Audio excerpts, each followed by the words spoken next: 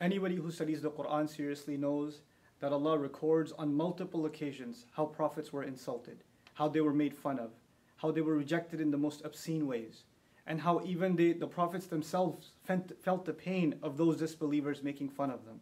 Nuh alayhi salam complains about how people found him disgusting and that they would plug their ears, with their fingers and walk away from him and pull their clothes back as a show of insult to him.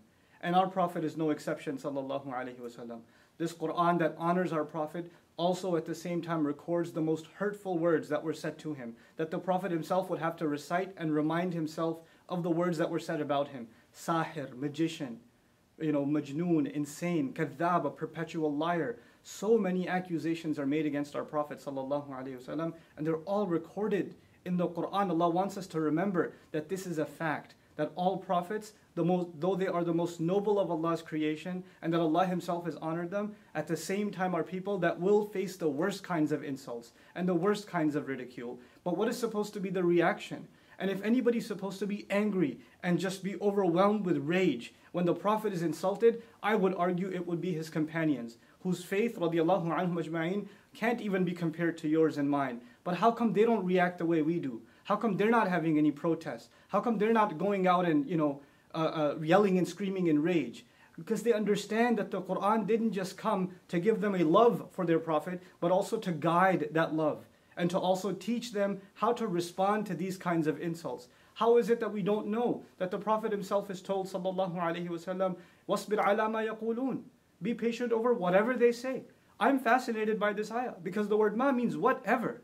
Whatever they say. Not whatever they've said, whatever they might even come up with. And the mudari' form in the Arabic suggests what they may have said in the past, but the present and even the future till this day. The Prophet's policy is to be patient himself, sallallahu alaihi wasallam.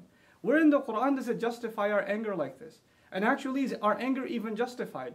If anything, I argue, the one thing we should feel towards those who hate us and make hateful speech towards Muslims is sorrow. We should feel sorry for these people. They can't hurt the Prophet. They can't take away his honor. It was given from the sky. It was given from Allah. Nothing on earth can take it away. No article, no cartoon, no film, no speaker, no hate speech, no form of art. It's not going to take away the dignity of our Prophet sallallahu alaihi wasallam.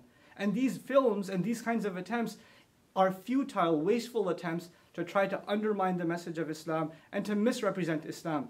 But think about it. Us reacting in this emotional manner and engaging in senseless violence, is this not also misrepresenting Islam? Aren't we doing exactly what people want, the enemies of Islam want for Islam to be misrepresented?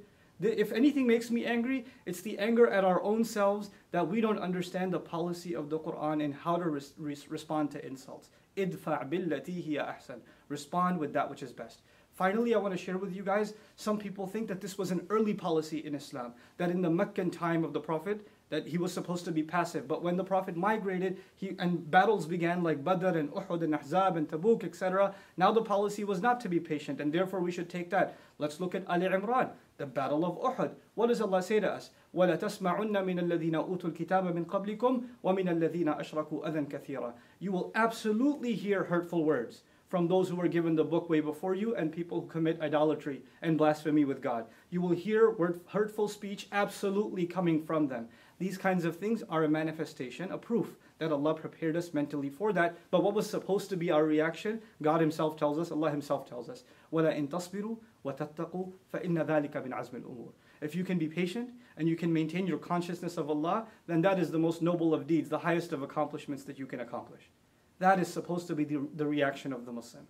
This video was watched by 30 people? This loser and his cousins? Before we gave it support. We made it popular. We're the ones that are giving it more flame. And I want to end with this. In school, bullies tease the kid that they know takes the teases and gets, he shows a reaction. The more we react in this way, the more we're encouraging others to, pursue more hateful speech. We have to learn to respond in mature, civil, and higher discourse the way the Quran and the Sunnah of our Messenger, the legacy of our Prophet, expects from us.